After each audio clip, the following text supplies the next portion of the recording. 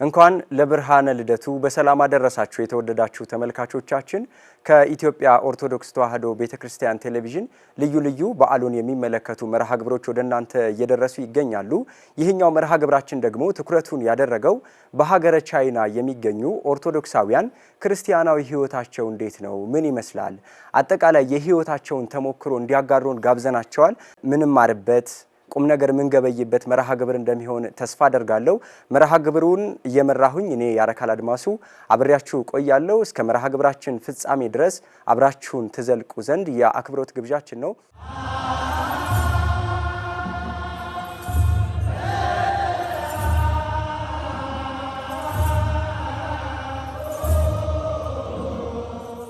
ስም ዲያቆን አስራት አየለ ይባላል።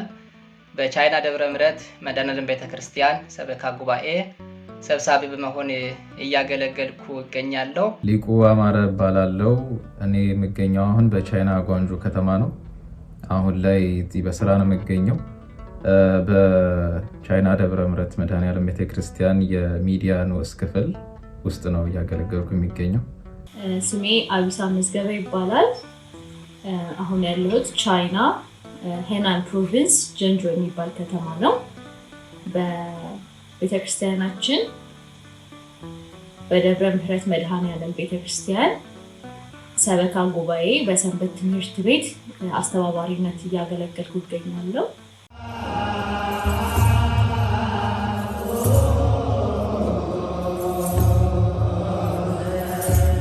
ቻይና ለማንኛውም ኢትዮጵያዊ አዲስ ዓለም ናት።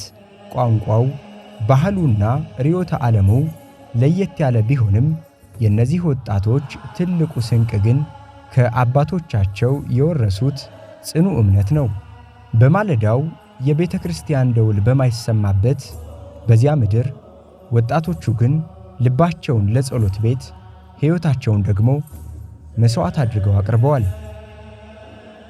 በተለያዩ ምክንያቶች በትምህርት በስራ እንዲሁም በሌሎች ጉዳዮች ወደ ቻይና የመጡት የቤተክርስቲያናችን ልጆች በህብረት በመሆን ጽዋ ማህበር መስርተው በተለያዩ ቦታዎች ማለት ነው በህብረት አንድ ላይ በመሆን የዝክር መርሃ ግብራትንም እንዲሁ እያደረጉ እግዚአብሔር አምላካችንን በጸሎት እየጠየቁ ቆይተዋል። ከዛ በኋላ ወደ 2008 ዓመተ ምህረት ላይ በተለያዩ ቦታዎች እና በተለያዩ ከተማዎች በተለያዩ ጽዋ ማህበር ተደራጅቶ ማለት ነው የእግዚአብሔር አምላካችንን ሲያገለግሉ የቆዩ ልጆቻችን አንድ ላይ በህብረት በመሆን መዋቅር እንዲመሰረት አድርጓል። ይህም በምዕመናን ጉባኤነት ማለት ነው ተመስርተው በቻይና ያለውን አጠቃላይ የጽዋ ማህበራትን እና የዝክር መርሃ ግብራትን የማስተባበር ስራ የተጀመረበት ነው። ይህ ሲባል 2008 ዓመተ ምህረት አገልግሎቱ የተጀመረበት ብቻ ሳይሆን ከዛ በፊት በጽዋ ማህበር የተጀመረው አገልግሎት መዋቅር ኑሮት ወጥ በሆነ አሰራር የተጀመረበት ነው። ከዛ በኋላ እንግዲህ እንደ እግዚአብሔር ቅዱስ ፈቃድ እስከ አምና ድረስ በዛ መልክ እየቀጠለ ነው። በዋናነት አገልግሎቱ በተለያዩ ከተማዎች ያሉት ምዕመናን በኦንላይን በመገኘት ነው መርሃ ግብር የሚደረገው። ነገር ግን ጽዋ ማህበራት በያሉበት ቦታ በአካል እየተገናኙ የተለያዩ መንፈሳዊ መርሃ ግብራትን ያደርጋሉ። ነገር ግን ቻይና ያው ሰፊ ስለሆነ ሁሉንም ምዕመናን አንድ ላይ በማድረግ ሁሉንም መርሃ ግብራት ማስገድ አስቸጋሪ ስለሆነ በቨርቹዋል ነው አብዛኛው አገልግሎት ሲደረግ የነበረው። በዚህ መልክ የቆየው አገልግሎት የእግዚአብሔር ቅዱስ ፍቃድ ሆኖ 2017 ዓመተ ምህረት አባታችን ብፁዕ አቡነ ያዕቆብ የሀገረ ስብከታችን ሊቀ ጳጳስ ለመጀመሪያ ጊዜ ወደ ቻይና ለሐዋርያዊ አገልግሎት ሲመጡ የመጀመሪያ የሆነችውን ቤተክርስቲያን በቻይና እንግዲህ ደብር ሰይመው መቅደስን ባርኮ ያስጀመሩበት ሁኔታ ነው የነበረው እና ይህ እንግዲህ ለበርካታ ዓመታት እዚህ በቻይና የሚኖሩ ቤተክርስቲያናችን አገልግሎት የሚናፍቁ በርካታ ምዕመናን ሲመኙበት የነበረ ስለሆነ በዛ መልኩ የቅዳሴ አገልግሎት ተጀመረ። ከዛ በኋላ እንግዲህ በተለያዩ ከተሞች እየዞሩ አሁን የቅዳሴ አገልግሎት እየተሰጠ ይገኛል። በዚህም እንግዲህ በርካታ ምዕመናን ይሳተፋሉ። በአሁኑ ሰዓት በትክክል የተመዘገቡ ወደ 700 የሚጠጉ ምዕመናን በአገልግሎት እየተሳተፉ ይገኛሉ። ይህ እንግዲህ ሁሉም ምዕመናን እንደዚህ ተመዝግቧል ማለት ባይቻልም ሌሎቹም በርካታ ምዕመናን እንዳሉ መረዳት እንችላለን። በጽዋ ማህበራትም እንግዲህ ወደ 18 የሚሆኑ ጽዋ ማህበራት በተለያዩ ከተሞች አሉና እነኚህን በሙሉ እንግዲህ የደብረ ምሕረት መድኃኔዓለም ቤተክርስቲያን ሰበካ ጉባኤ በዋናነት እየመራ አቅጣጫ እየሰጠ የተለያዩ ድጋፎችንም እያደረገ አገልግሎቱን እያስቀጠለ ያለበት ሁኔታ ነው ያለው። ለመጀመሪያ ጊዜ የተገኘሁት መርሃ ግብር ላይ ያው ስንመጣ ወደ ቻይና እንዳጋጣሚ እኛ የምንማርበት ዩኒቨርሲቲ ላይ በቁጥራችን ትንሽ በዛ ያለ ኢትዮጵያውያን ነበርንና እዛ ከተማ ላይ የሚኖሩ ለመጀመሪያ ጊዜ ቲያንጂን የሚባል ከተማ ላይ ነበር የመጣሁት እኔ። እዛ የሚኖሩ ሲኒየር ወንድሞች ነበሩና እነሱ ለምን ጽዋ ማህበር አይመሰረትም፣ ለምን እየተገናኛችሁ ጸሎት አታረጉም የሚል ሀሳብ አቀረቡ ማለት ነው። ከዛ እንደ አጋጣሚ ሆኖ እኔና ጓደኛዬ የምንኖርበት ዶርም ነበር፣ 2 ኦርቶዶክሳውያን አንድ ላይ የምንኖረውና ለዛ ለጸሎት አመቺ ስለሚሆን እኛ ዶርም እንዲደረግ ተመረጠ። ይህ ማለት በኢትዮጵያ አቆጣጠር በ2009 ጥቅምት 5 ቀን የአባታችን የአቡነ ገብረ መንፈስ ቅዱስን ዝክር መዘከር ጀመርን ማለት ነው። መጀመሪያ ጊዜ ስገኝ የተሰማኝ ስሜት ያው ከሀገር ሲወጣ ያስጨንቃል። ብዙ ነገሮች አዲስ ናቸው። ኢንቫይሮንመንቱን አዳፕት ለማድረግ የሚያስቸግሩ ነገሮች አሉና ይሄ ማረፊያ ነው የሆነልን። እግዚአብሔር ከኛ ጋር እንደሆነ ነው የተሰማኝ እና የማህበር ጸሎት ምን ያህል ዋጋ እንዳለው አንድ ላይ ማገልገል ምን ያህል ብዙ ነገር የተማርንበት ጊዜ ነበር ያኔ እና በዛ መልክ ነበረ የጀመርነው። ከዛ ሲቀጥል አንድ ሌላ ጽዋ ማህበር ነበር እዛ ከተማ ላይ ቲያንጂን የሚባል ከተማ ነበርኩኝ። እዛ ሌላ ነበረ። ከዛ በምዕመናን ጉባኤ ውስጥ ማገልገል ተጀመረ። ወደ ባችለር ተማሪ ስለነበር ግቢ ጉባኤ ተመሰረተ። ከዛ እንደዚህ እያለ እንግዲህ እግዚአብሔር ፈቅዶ እስከሆነ ጊዜ ደግሞ በቻይና እንግዲህ ቅድስት ቤተክርስቲያናችን እስከምትመሰረትበት ጊዜ ደግሞ እንድናይ እግዚአብሔር ረዳን ማለት ነው። በቻይና ሀገር ቤተክርስቲያን እንደሌለ የክርስትና ሃይማኖትም እንደማይታወቅ ጭራሽ እምነትና ሃይማኖትም ብዙ እንደማይታወቅ ስለሰማን ከባድ እንደሚሆን የነበረ እንትናችንና የክርስትና ህይወትም በጣም እንደሚከብድና ጭራሽ እንደው በጣም እንደሚዳከም የክርስትና ህይወታችን እንደሚዳከም አድርገን አስበን ነበረ የመጣ ነው ወደ ቻይና ስንመጣ። ከዛ እዚህ ስንመጣ ቅድም ቲያቢሳ እንደጠቀሰችው ከኛ ቀድሞ የመጡ ወንድሞቻችን የመሰረቱት ስብስብ ነበረ እና በዛ ስብስባቸው የክርስትና ህይወታቸውን አጠናክረው አገልግሎቱን አጠናክረው ነበረ የጠበቁን እና እሱን አልጠበቅም ነበር እኛ እውነት ለመናገር በጣም ነበር የገረመን። ከዛ እሱን ስናይ በቃ እንደ ይቻላል ለካ የሚለው ነገር አእምሯችን ላይ ተፈጠረ። እኛም እግዚአብሔር ይመስገን ጥሩ ስብስብ ነበር የጠበቀን። ከነሱ ጋር በመቀላቀል በነሱ ገዛ ወዳልሆነ መንገድ ከመሄድ ብዙዎቻችን ተጠብቀናል ብዬ አስባለሁ እና በቻይና የነበረው ከቤተክርስቲያኑ አሁን ከቤተክርስቲያኑ ከመመስረት በፊት የነበረው አገልግሎት ጨምሮ ብዙ ወንድም እህቶች ወዳልሆነ መንገድ እንዳይሄዱ በጣም ትልቅ አስተዋጽኦ አድርጓል ብዬ አስባለሁ። ከዛ በመቀጠል ደግሞ አሁን ላይ እንግዲህ የቻይና ደብረ ምሕረት መድኃኔዓለም ቤተክርስቲያን ተመስርቷልና እሱ ሲመሰረት ደግሞ አሁን አንድ ደረጃ ከፍ ብሎ የቤተክርስቲያን አገልግሎት እስከመሳተፍ ቅዱስ ቁርባኑን መቀበል እና ሌሎችንም አገልግሎት ቅዳሴ መሳተፍ እና ሌሎች አገልግሎት ደግሞ ተጨምሮ መጣና አሁን ደግሞ የበለጠ የክርስትና ህይወትን አጠናክረን እንድንኖር ትልቅ አስተዋጽኦ እያደረገ ነው።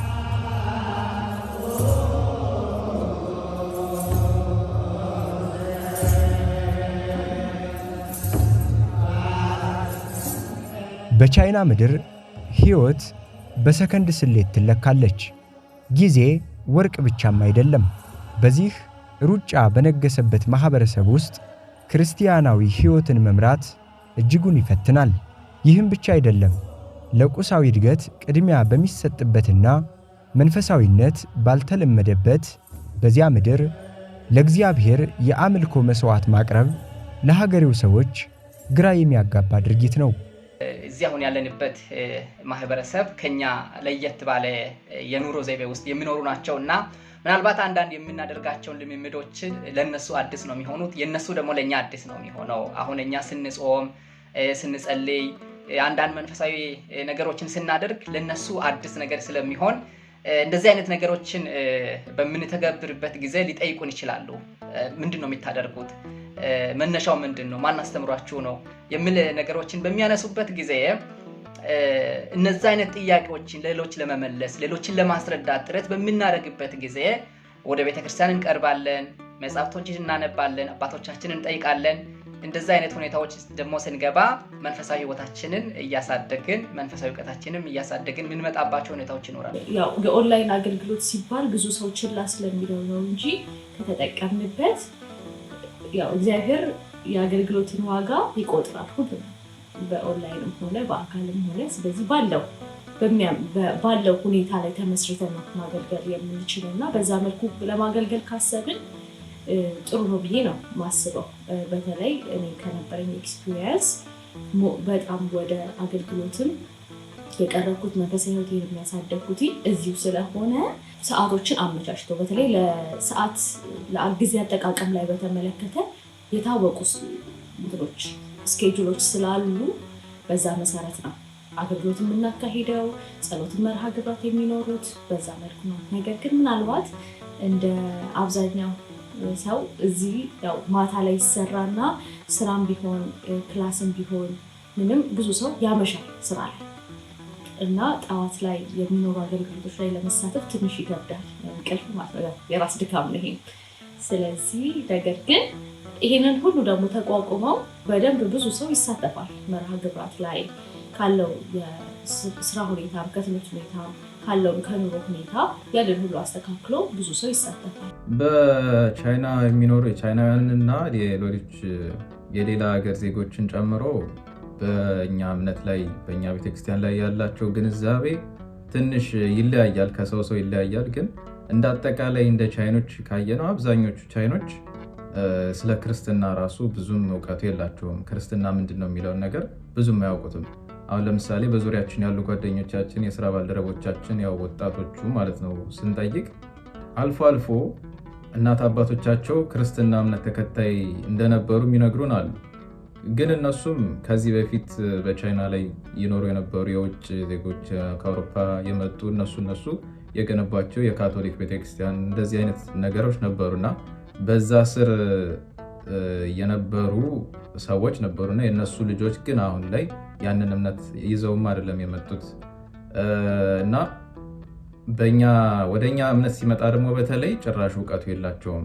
የኢትዮጵያ ኦርቶዶክስ ተዋሕዶ ቤተክርስቲያን ማነች የሚለውንም ጭራሽ እውቀቱም የላቸውም እና እኛ የምናደርገውን ነገር ሲያዩ አብዛኞቹ ይወዛገባሉ። አብዛኞቹ ጥያቄ ነው የሚሆንባቸው። ቅድም ዲያቆን አስራትም እንደጠቀሰው ለምሳሌ በጾም ወቅት አሁን እኛ ጾም እንጾማለን የሚለውን ነገር ራሱ ሲነሳ መጀመሪያ አእምሯቸው ላይ የሚመጣው እኛ ወይ ሙስሊም እንደሆነ ነው የሚያስቡት። ምክንያቱም እነሱ የሚያውቁት ሙስሊም ብቻ እንደሚጾም ነው። ከዛ በመቀጠልም ደግሞ ሌሎች የተለያዩ የማይበሉ ነገሮችንም ሲነሱ እነሱም እንደዛው ከሌላ ነገር ጋር ያያይዙታል እንጂ የማን ቤተክርስቲያን ነው የማን ናችሁ የሚለውን ነገር እነሱ ግንዛቤ የላቸውም። አብዛኞቹ ግንዛቤ የላቸውም እና ጥያቄ ነው የሚሆንባቸው ብዙ ጊዜ የኛ አኗኗር ማለት ነው። ከዛ ውጭ ከቻይኖች ውጭ ያሉ የሌላ ሀገር ዜጎችም በአብዛኛው እነሱ በእርግጥ እምነት ካለው ሀገር ነው የሚመጡት። ብዛት ደግሞ ከክርስትና እምነት ተከታይ ሀገራት ነው የሚመጡት እና እነሱም በብዛት የሚያውቁት ስለ ሌሎቹ ስለ ምዕራባውያን የክርስትና ህይወት ነው እንጂ ስለ ኢትዮጵያ የክርስትና ህይወት የሚያውቁት ነገርም የላቸውም እና እነሱም እንደዚሁ እንደ ቻይኖቹ ባይሆንም የተወሰነ ጥያቄ ይሆንባቸዋል እና ለምንድን ነው ይሄን የምታደርጉት? ለምንድን ነው ይሄን የምታደርጉት የሚል ጥያቄ በጣም ይፈጠርባቸዋል እና ብዙ ጊዜ እነሱን በተለያየ መንገድ እናስረዳቸዋለን። 实实在在的，实实在在的，实实在在的，实实在在的，就在诞生是一个奇迹，就的诞生是一个奇迹，就的诞生是一个奇迹，就的诞生是一个奇迹。ከኢትዮጵያ ኦርቶዶክስ ተዋሕዶ ቤተክርስቲያን ቴሌቪዥን ወደ እናንተ እየደረሰ ያለውን ልዩ የበዓል መርሃ ግብር ነው እየተከታተላችሁ የምትገኙት። የመርሃ ግብራችን ትኩረት ደግሞ በሀገረ ቻይና የሚገኙ ኦርቶዶክሳውያን ክርስቲያናዊ ሕይወታቸው በእያንዳንዱ ዕለት የሚያጋጥሟቸውን ፈተናዎች የሚያልፉበትን መንገድ ተሞክሯቸውን እየወሰድን እንገኛለን። አሁንም ቆይታችሁ ከኛ ጋር ይሁን። እንቀጥላለን። እንግዶቻችን ወደ 2012 ዓመተ ምህረት ብንሄድ ማለት ነው በዓለማችን ላይ ለመጀመሪያ ጊዜ አዲስ ወረርሽኝ የተከሰተበት ጊዜ ነበርና ያነ ደግሞ ሁላችን እንደምናውቀው ማለት ነው መነሻ ቻይና ነበር እና ከሁሉም ቦታ የነበረው ሰው እንግዲህ ከቻይና መሆኑን ነው በዜና የሰማው እና በዛን ጊዜ ቻይና ውስጥ የነበረን ሰዎች ቅድም የጠቀስኳችሁ ብዙ ተግዳሮቶች አሉ። ተጨማሪ ደግሞ ይሄ ወረርሽኝ ሲመጣ ከቤት መውጣት እንደማይቻልና ለብዙ ወራት ቤት ውስጥ ተዘግተን በኖርንበት ጊዜያት አብዛኛው ሰው የዚህ የብቸኝነት ፈተና ገጥሞ ነበርና በዛን ጊዜ እንግዲህ ቤተክርስቲያናችን በአካል ተገናኝተን እንኳን መርሃ ግብር ማድረግ ባንችልም በኦንላይን ማለት ነው በዙም መተግበሪያ እየተገናኘን ጸሎት እንድናደርግ ብፁዕ አባታችን አቡነ ያዕቆብ በዛን ጊዜ ወደ ሀገረ ስብከታችን የተመደቡበት ወቅት ነበርና ብፁዕነታቸውን በኦንላይን እየተገኙ ያስተምሩን ያጽናኑን ነበርና በዛን ጊዜ የነበረውን የብቸኝነት ስሜት እንድንወጣና ተቋቁመን እንድናልፍ ያደረገው አንዱ የቤተክርስቲያናችን አገልግሎት ነውና ሁሉም ሰው በየቤቱ ሆኖ እንግዲህ ከሌላ ሰው የሚገናኝበት መንገድ የለም። ግን በጸሎት መርሃ ግብር ላይ በኦንላይን እየተገናኘን ትምህርት እንማራለን፣ እንዘምራለን። ከዛ እርስ በርስም ማለት ነው እየተጋገዝን ያለፍንበት ጊዜ አለና አንዱ ማሳያ ይሄ ነው። ነይ ነይ ማርያም ወላዲተ አምላክ የጻድቃን እመቤት የመላእክት እህት ነይ ነይ ማርያም ወላዲተ አምላክ የጻድቃን እመቤት የመላእክት እህት ሁላችሁ እመናት ከልብ አማላጅ ናትና በእውነት እናመስግናት እናወድሳት አማላጅ ኪዳነ ምሕረት።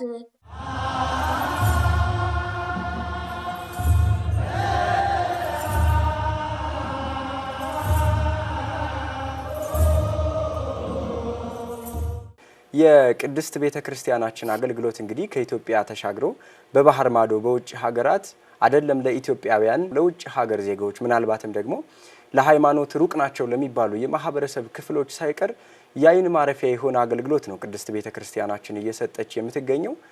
በሀገረ ቻይና ያለው የቤተክርስቲያናችን እንቅስቃሴ እንግዲህ ለዚህ እውነታ ህያው ምስክር ነው። ቤተክርስቲያናችን ቻይና ውስጥ እንግዲህ አገልግሎት እየሰጠች ከመሆኑ አንፃር በርካታ ቻይናውያን የቤተክርስቲያናችንን አገልግሎት እያዩ እየተገረሙና አንዳንዶቹም ጥያቄ እያቀረቡ ቀርቦም እየተማሩ ያሉ አሉ።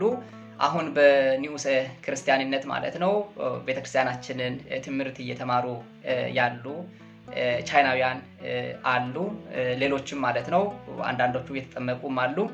ኢትዮጵያውያን እህቶችን አግብቶ የሚኖሩ ቻይናውያን እነሱም ትምህርት በመማር ላይ ያሉ አሉ። እግዚአብሔር ከፈቀደ ማለት ነው በቅርቡ ተጠምቀው በተለይ ቤተክርስቲያናችን ለወደፊት ቻይና የምታደርገውን ሐዋርያዊ አገልግሎት ለማጠናከር ከኢትዮጵያ እየመጡ እያገለገሉ ካሉ ካህናት፣ ዲያቆናት ወንድሞች በዘለለ ደግሞ ቻይናውያን የሆኑት ራሳቸው ማለት ነው እዚህ ሀገር ኗሪ የሆኑት ላይ እየተሰራ ያለ ስራ አለ። የእግዚአብሔር ቅዱስ ፍቃድ ቢሆን ደግሞ እነሱ ተጠምቆ ወደ ፊት ማለት ነው ብዙ አገልግሎቶችን ያደርጋሉ ብለን ተስፋ እናደርጋለን። 圣父、圣子、圣灵，以为神的名，阿门。这是德布拉姆拉马达哈内勒埃塞俄比亚正统特瓦赫多基督教教堂的官方频道，欢迎大家关注和加入我们。እኔ አሁን የምገኘው በደብረ ምሕረት መድኃኔዓለም ቤተክርስቲያን የሚዲያ ንዑስ ክፍል ነውና በሚዲያ ንዑስ ክፍላችን የደብራችንን አገልግሎት ምን ይመስላል የሚለውን ነገር በእግዚአብሔር በረዳን እንግዲህ በቻልነው መጠን ለማስተዋወቅ እንሞክራለን እና የምናካሄዳቸው የማስተዋወቂያ መንገዶች የተለያዩ ናቸው። ለምሳሌ የመጀመሪያው መርሃ ግብራትን ማስተዋወቅ ነው።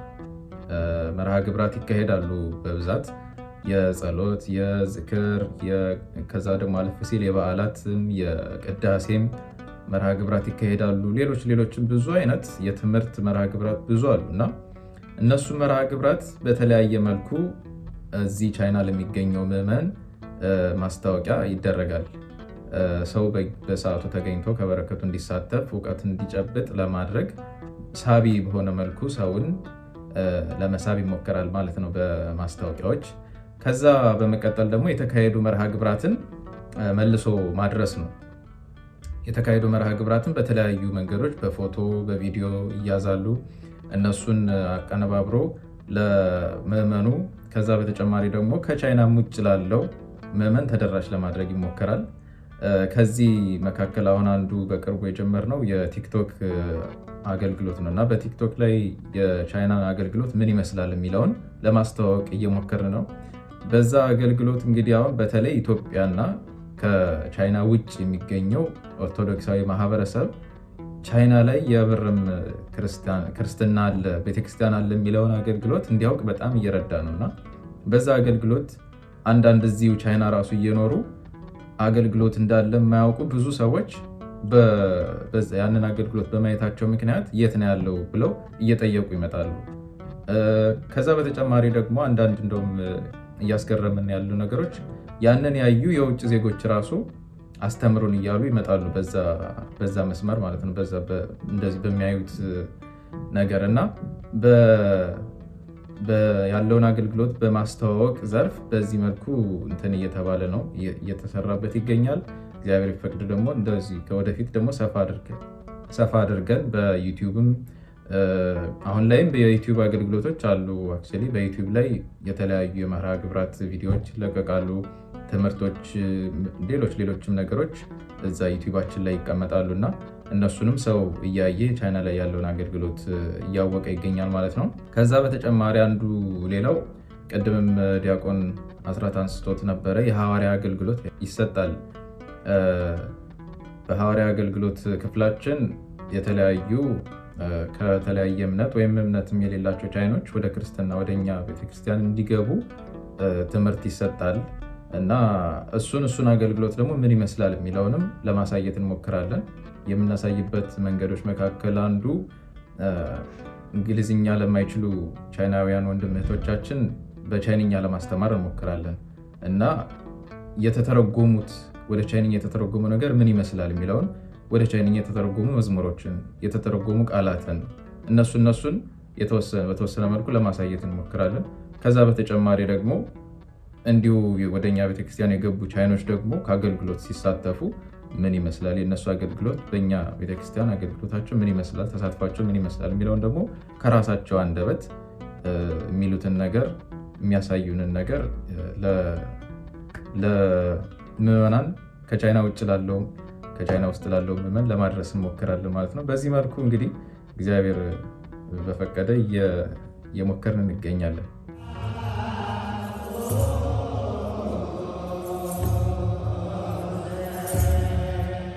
ዓለም ከሩጫዋ ፋታ ወስዳ የአምላካችን የመድኃኒታችን የኢየሱስ ክርስቶስን ልደት ለማክበር ሽር ጉድ ትላለች። በቤተልሔም የተበሰረው የሰላም ዜና ዛሬም በየአህጉሩ ይሰማል። ከኢትዮጵያ አድማስ ባሻገር ፀሐይ ቀድማ በምትወጣበት የሩቅ ምስራቋ ቻይናም የኢትዮጵያ ኦርቶዶክስ ተዋሕዶ ቤተ ክርስቲያን ልጆች እምነታቸውን በልባቸው ሰንቀው ልደቱ ልደታችን ነውና በድምቀት ያከብሩታል።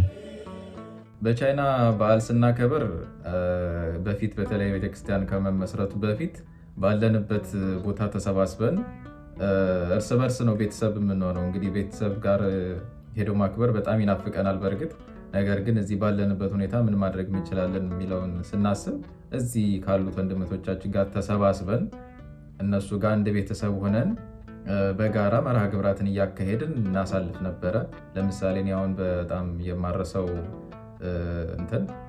ኤክስፔሪየንስ ባችለር ተማሪ እያለን አንድ ግቢ የነበርን ተማሪዎች ተሰባስበን ወጣ ብለን አንድ አዳራሽ በመከራየት ፕሮግራሞችን አዘጋጅተን የትምህርት፣ የመዝሙር፣ የወረብ ዲያቆናት ወንድሞችም በመካከላችን ስለነበሩ የወረብን እና ሌሎች መርሃ ግብራትን ያካተተ ሰፋ ያለ በጣም ደስ የሚል ፕሮግራም እናካሄድ ነበር። ለበዓላት ማለት ነው። ለገናም፣ ለጥምቀትም፣ ለትንሳኤም በቻልነው መጠን እንደዚህ አይነት ፕሮግራሞችን እያካሄደን አንድ ላይ በጣም ጥሩ በዓል እናከብር ነበርና እውነት ለመናገር እኔ አሁን ያ እዚህ ቻይና ከመጣሁ በኋላ አከብረዋለሁ፣ በዚህ መልኩ አከብራለሁ ብዬ አስቤ አላቅም ነበረ። ግን እግዚአብሔር ፈቅዶ በዛ መልኩ ለማክበር ችለናል ማለት ነው። በዚህ መልኩ እናከብር ነበር።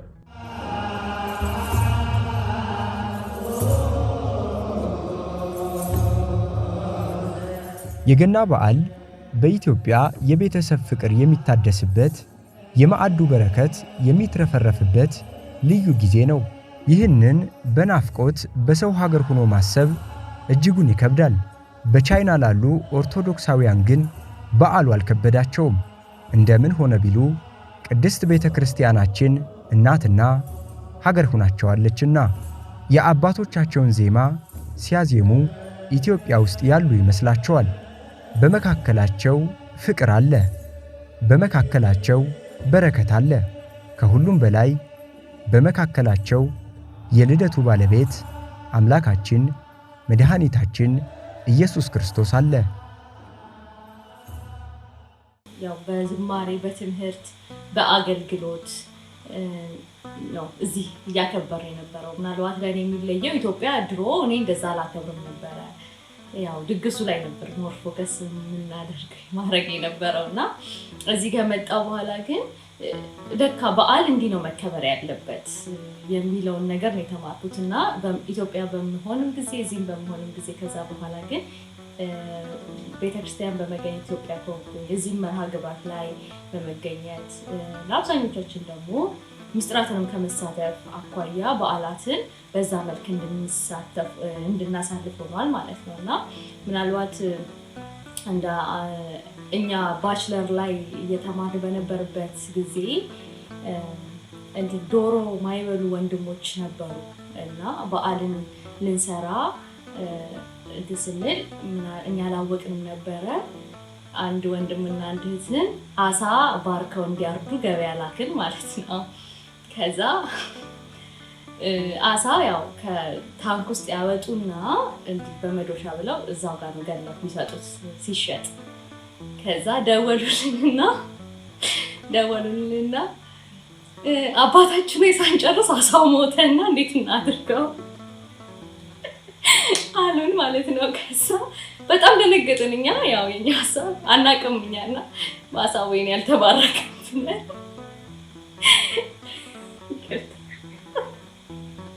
ለዲያቆናት ወንድሞች ነገርና አሳውን ሳይባረክ አባታችን ወይ ሳይጨርሱ ሞተባቸው ብለን በአጋጣሚ የገና በዓል ነበረ ደሞና ስቀውብን በጣም እንዲያሳ እኮ አይባረክም ባርካችሁ ስለታርዱ ነበር ወይ ብለው አሳለፍን ማለት ነው። ሌላ ነገር እንቁላልና ሰርተንላቸውና ይሄን አጋጣሚ ያረሳምና ብዙ ማይረሱ አጋጣሚዎች በጣም ደስ የሚሉ አጋጣሚዎችን ያሳለፍንበት ሁኔታዎች ነው ያሉት እዚህ ስናከብርና እውነት ቤተሰብ መናፈቁ እንዳለ ሆኖ ግን ያንን እንዳይሰማን አድርገው ነው ተሰብስበን ስናከብር የሚያልፈውና ደስ ይላል። እግዚአብሔር ይመስገን። ሀገር ቤት ኢትዮጵያ እያለን እንግዲህ ቤተሰብ መካከል ሆነን ከብዙ ዘመዶቻችን ጋር በህብረት ነው የምናከብረው።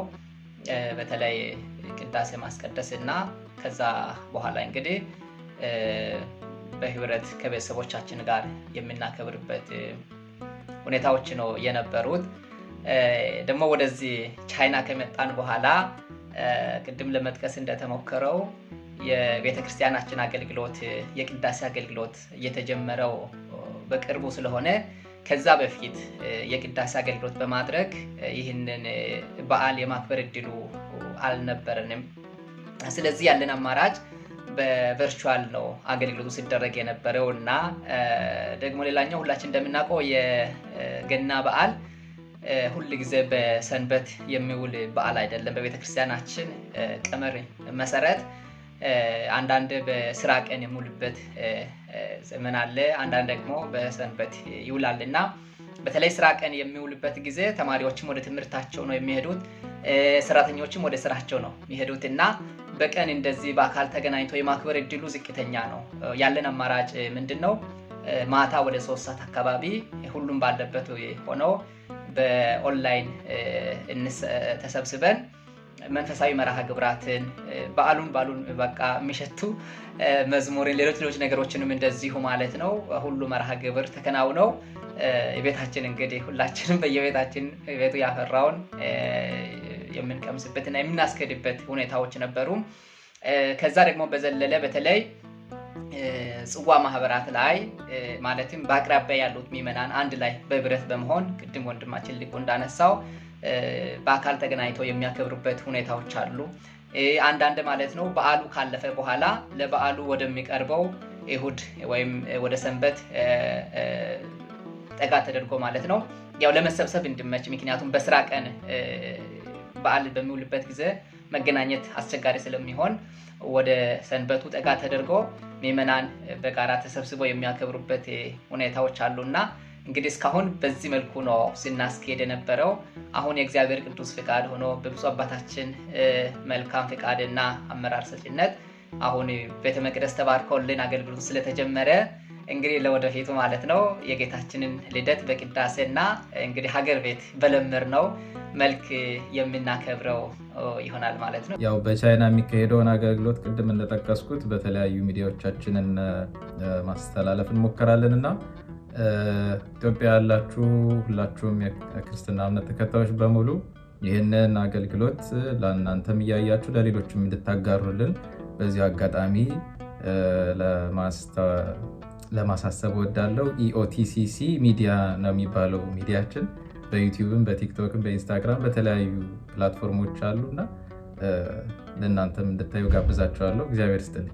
የክርስትናን ሕይወት ለመኖር በቦታ የሚገደብ አይደለምና ምናልባት እንደ ሀገር ቤት ላለንም ከሀገር ውጭም ለምንኖር የቤተ ክርስቲያን አማኝ የሆነ ሁላችንም ምናልባት እንደ ኢትዮጵያ ባለው ነባራዊ ሁኔታ እዚህ ውጭ ስንኖር ተመሳሳይ የሆነ ነገር ላይ ገጥመን ይችላልና በብዙ ውጣ ውረድ ውስጥ ብንኖርም እንኳን መንፈሳዊ ሕይወታችንን እንዳንረሳ እንዳንዘነጋና ምክንያት ሳናበዛ ማለት ነው በፈተና ምክንያት ነው ብለን ከመንፈሳዊ ሕይወት ሳንርቅ በያልንበት ቦታ ምንም አይነት ብዙ ፈተና ያለበት ምንም አይነት ውጣ ውረድ ያለበት ቢሆንም እንኳን መንፈሳዊ ሕይወታችንን ማጠንከር እንዳለብንና ደግሞ ወደ ቻይና ማለት ነው በስራ በትምህርት እና በተለያዩ ምክንያቶች ወደ ቻይና ለሚመጡ አማኞች አሁን እንግዲህ ቤተክርስቲያናችን አገልግሎት በፊት ከነበረው በሰፊ ሁኔታ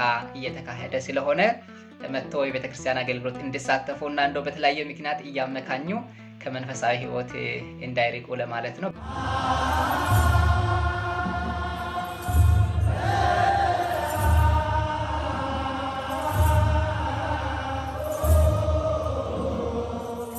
ለመላው ለኦርቶዶክሳዊ በሙሉ እንኳን ለጌታችን ለመድኃኒታችን ለኢየሱስ ክርስቶስ የልደት በዓል እንኳን አደረሳችሁ፣ እንኳን አደረሰን። ያው እንግዲህ እኛም እንደተናገርነው በቤተ ክርስቲያን እንድናሳልፍ በዓላትን ደግሞ መከበር ባለባቸው መንገድ እንድናሳልፍ ሁላችንም እግዚአብሔር ይርዳን። ቻይናም ላሉ ኦርቶዶክሳውያን እንኳን አደረሳችሁ ለማለት እወዳለሁ። ኢትዮጵያ ለምትገኙ የመላው የክርስትና እምነት ተከታዮች በሙሉ እንዲሁም ለቤተሰቦቼም ለጓደኞቼም እንኳን ለብርሃነ ልደቱ በሰላም አደረሳችሁ። የሰላም የፍቅር ጤና በዓል እንዲሆንላችሁ እመኛለሁ። እንዲሁም በቻይና ለምትገኙም ወንድም እህቶች በሙሉ እንኳን አደረሳችሁ ማለት ፈልጋለሁ። መላው የኢትዮጵያ ኦርቶዶክስ ተዋሕዶ ቤተክርስቲያን አማኞች በቻይና ያላችሁ እንዲሁም የቤተ ክርስቲያን ልጆች እንዲሁም ቤተሰቦች እንኳን ለጌታችን ለመድኃኒታችን ለኢየሱስ ክርስቶስ በዓለ ልደት በሰላምና በጤና አደረሳችሁ አደረሰን። መልካም በዓል ይሁንልን እላለሁ። እግዚአብሔር ይስጥልኝ። 我们山西山子山子，我们山西山福，我们山西山子山子，我们也山西，我们也山西，我们也山西，我们也山西，我们山西山里。我们也上去，我们也上去，我们也上去，我们也上去，我们山西山里。የተወደዳችሁ ተመልካቾቻችን የአምላካችን የጌታችን የኢየሱስ ክርስቶስን የልደት በዓል ከኢትዮጵያ ኦርቶዶክስ ተዋሕዶ ቤተክርስቲያን ቴሌቪዥን ወደ እናንተ በሚደርሱ ልዩ ልዩ መርሃ ግብሮች ያከበርን እንገኛለን። ሌሎች መርሃ ግብሮችም ይቀጥላሉ። በእኛ በኩል ግን በሀገረ ቻይና ያለውን የክርስትና ሕይወት ምን ይመስላል ሚለውን ከወጣቶች ጋር ቆይታ አድርገናል። ስለተከታተላችሁን እጅግ እናመሰግናለን። በዓሉ የሰላም የፍቅር እንዲሆንላችሁ እንመኛለን። ከጣቢያችን ሌሎች መርሃ ግብሮች ጋር ጥሩ ጊዜ አሳልፉ። በእኛ በኩል በዚሁ ቋጨን።